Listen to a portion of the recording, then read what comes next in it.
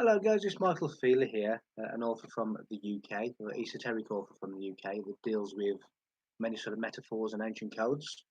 And as we approach the festive season of Christmas, what is the real meaning of all this Christmas where we gather, all the roads are full, all the shops are full, to believe in this character known as Christ?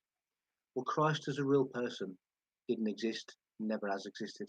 And the aristocracy of religions, such as the Vatican, the Pope, Black Pope, those behind the scenes, are fully aware that Christ never existed as an individual being.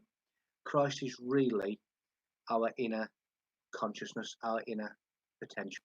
And it is the Christ force is the dragon and the serpent rider, which is basically the ascent of Kundalini consciousness within us, which is really the story of Christ, which I do go into great detail about in my books and my talks that are going around the UK, also in next year as well. So if you're able to join me, please do. We have this esoteric cover up where Jesus didn't exist. It's all part of inner consciousness, and even all of the other biblical characters such as Mary Magdalene. Mary Magdalene is basically the feminine principle, but it also relates to the amygdala of the brain.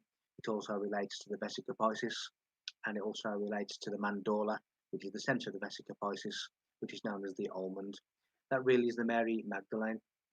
And the inner circle of the vesica piscis has a ratio of 153, which is the number of the master initiate, which refers to Christ as well, with the catching of the 153 fish with the disciples. 153 is the number of the master initiate.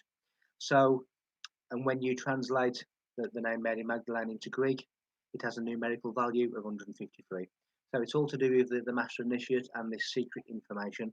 And that is the same with all biblical characters such as Noah, which talks about the creation of human life in his mother's body that comes out into a new world post flood. It's all about genetics and the creation of a child. When we look at the likes of Moses, that is also talking about consciousness. All of these biblical characters never existed as people. They are metaphors for a greater truth. And there is a brotherhood, a secret brotherhood of this world that knows this well and truly. And that takes us all the way into the likes of Atlantis and Lemuria, which again is really the island that rules seven, which is the master gland, the pineal gland, that rules the seven chakras, as described by the Greek philosopher Plato. Lemuria is also the same thing. We have the pituitary gland, which is Lemuria. We have Atlantis, which is the island of Atlas, which is the pineal gland, which is the consciousness. We have the heads of Easter Island, which are also about consciousness. We have all the pyramids around the world, such as in Tikal, the main pyramid in Tikal. Tikal means the same as the Vatican. Vatica, Tika is the third eye, the pineal gland. So again, it's talking about consciousness. We go all the way through to the pyramids and the culture of Egypt, which is all to do with enlightened consciousness. Their gods, their sphinx. The sphinx is a lion, and the lion is the name of the master initiates of the mystery schools of Egypt.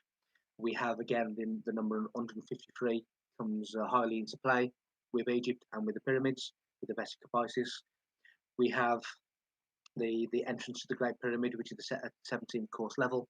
If you add 1 to 17, 1 plus 2 plus 3 plus 4, for example, up to 17, you get 153. So there's lots and lots of references to this master initiate. 1 plus 5 plus 3 equals 9, and the Great Pyramid, the seat of that initiation, is the ninth of nine pyramid. So there's lots of numerical references to all this consciousness which it's about.